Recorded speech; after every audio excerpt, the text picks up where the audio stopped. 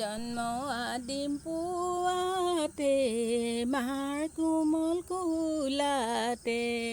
ভণ্টি ডাঙৰ হৈছিলে দেউতাই সজা ঘৰতে দীঘলকৈ পদূলিতে বকুলৰে শাৰী উৰুলি দিলেহি তাতে ফেঁচাই পৰি সেই ছাতি উৰুলি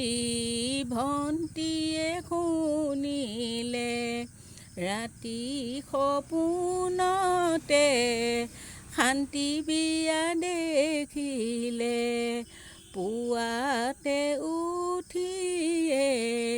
সপোনৰ অৰ্থ কি মাককে সুধিলে